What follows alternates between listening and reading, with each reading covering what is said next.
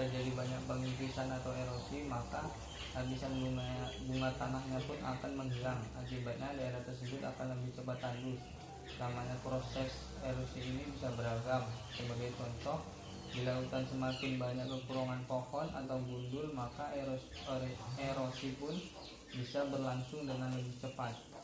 Terjadinya erosi akan berpengaruh banyak terhadap perubahan pada kerak bumi. Contohnya, pegunungan bisa berkurang tingginya. Puncak-puncak gunung yang tajam akan jadi membulat. Dataran rendah bisa semakin tinggi. Lautan di tepian pantai akan berkurang kedalamannya. Sungai yang bertambah luas. Erosi memang dapat berlangsung di berbagai daerah di permukaan bumi, tergantung pada jenis erosi yang terjadi. Ada beberapa macam erosi yang kita kenal. Pembagian macam erosi tersebut umumnya didasarkan proses atau penyebab dari erosi. Ini ada macam-macam erosi. Yang pertama itu ada erosi air sungai. Erosi air sungai ini bisa berlangsung akibat adanya volume air atau arus air yang mengalir dengan kecepatan dan dengan debit air yang cukup besar seperti air banjir, sembari mengangkut berbagai benda padat.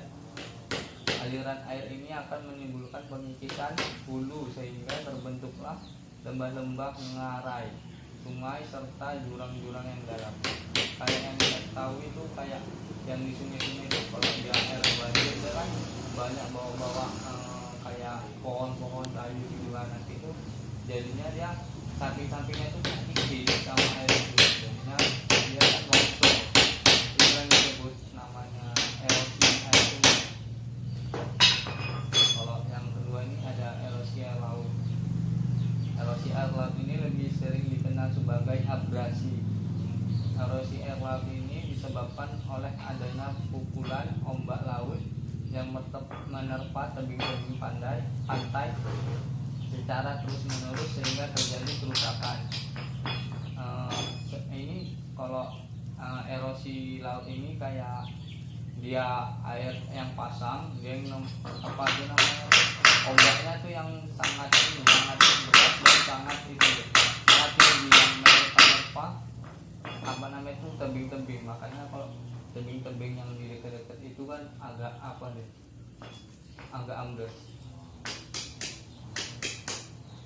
Ini yang ketiga ada erosi es. Erosi es ini yang disebut dengan glacier. Es yang dimaksud di sini lebih sering dikenal sebagai glacier. Erosi es ini terjadi ketika tumpukan es bergerak secara perlahan ke bawah, kemudian mengikis lembah-lembah yang ada di pegunungan. Adanya arus es yang mengalir ini disebut sebagai glacier. Karena erosi yang terjadi disebabkan oleh tenaga es, maka erosi ini disebut sebagai ekskrasi. Biasanya erosi es ini yang biasanya adanya di kutub utara dan kutub selatan. Kalau erosi angin ini namanya korasi. Erosi yang terjadi oleh angin ini sering disebut sebagai korasi. Proses erosinya yang diakibatkan angin banyak terjadi di wilayah-wilayah yang agak kering, seperti di wilayah gurun pasir kayak di Mesir gitu. Hasil dari kerusakan bentang alam yang telah berubah halus menjadi sangat mudah ditiup angin sehingga dapat membentuk batu jamur dan bukit pasir.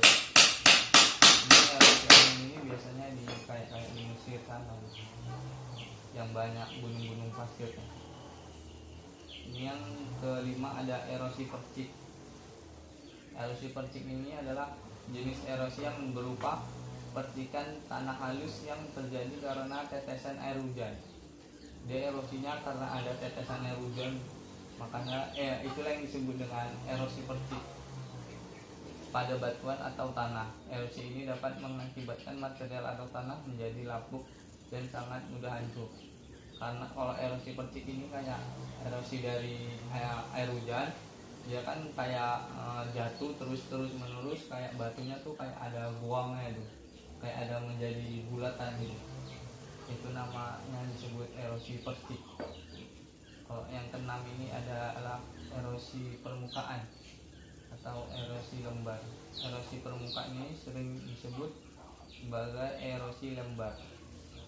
Erosi lembar ini terjadi dengan memecah partikel tanah pada lapisan tanah yang hampir seragam, sehingga mengakibatkan penampakan yang seragam. Erosi ini terjadi ketika pada lapisan tanah yang paling atas hilang.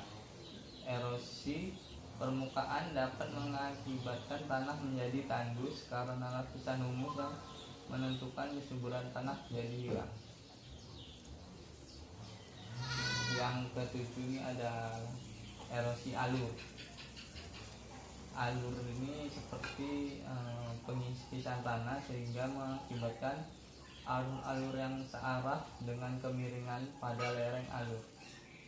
Alur-alur yang dihasilkan umumnya memiliki kedalaman 30 cm, lebarnya kurang lebih 50 cm. Erosi alur ini sangat mudah dikenali karena bentuk penampakannya yang seperti alur di wilayah lereng-lereng pegunungan.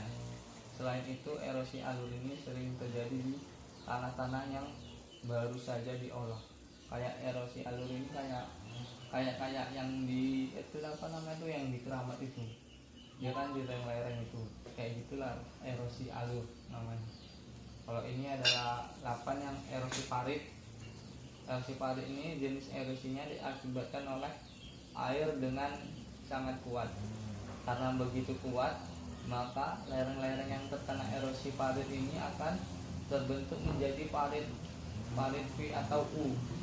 Erosi parit ini juga merupakan bentuk lebih lanjut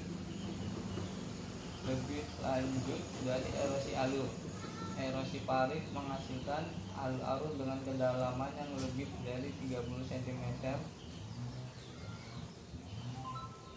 Ini yang kesembilan ada erosi tebing sungai.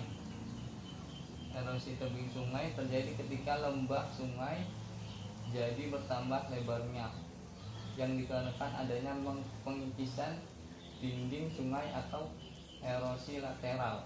Umumnya erosi tebing sungai terjadi pada daerah hilir sungai. Hilir itu bawah, kalau hulu itu atas.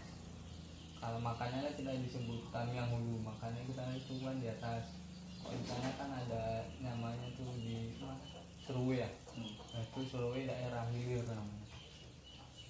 Ini ada yang ke-10 erosi air terjun. Erosi air terjun adalah erosi yang terjadi ketika ada tenaga air terjun yang mengakibatkan pengikisan. Erosi air terjun ini umumnya berbentuk vertikal, sedangkan untuk posisi atau letak air terjun tersebut sedikit demi sedikit akan bergerak ke belakang ke arah hulu sungai. Ini sebabnya erosi air terjun juga disebut erosi mudik.